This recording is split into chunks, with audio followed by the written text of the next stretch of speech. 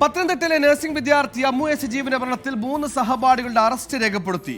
അറസ്റ്റിലായ അഞ്ജന, മധു, അലീന, ദിലീപ്, AT അക്ഷിത എന്നിവരെ കോടതിയിൽ ഹാജരാക്കും. അമ്മുവിന് നീതിക്കായി 24 ജസ്റ്റിസ് ഫോർ അമ്മു ക്യാമ്പയിൻ തുടങ്ങിയതിന് പിന്നാലെയാണ് പോലീസ് നടപടി.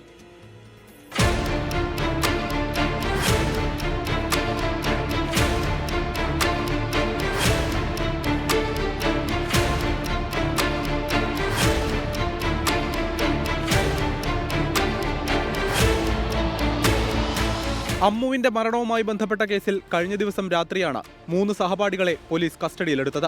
രാവിലെ അറസ്റ്റ് രേഖപ്പെടുത്തി. പത്തനാപുരം കുണ്ടയം സ്വദേശിനി അലീന ദിലീപ്, ചങ്ങനാശ്ശേരി സ്വദേശിനി അക്ഷിത, കോട്ടയം അയർക്കുന്നം സ്വദേശിനി അഞ്ജന എന്നിവരാണ് കേസിലെ പ്രതികൾ.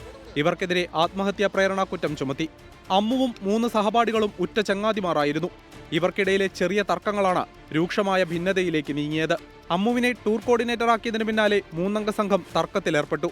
ഇതിന്റെ പേരിൽ അമ്മുവിനെ മൂവരും മാനസികമായി സമ്മർദ്ദത്തിലാക്കിയെന്നാണ് പോലീസ് കണ്ടെത്തൽ.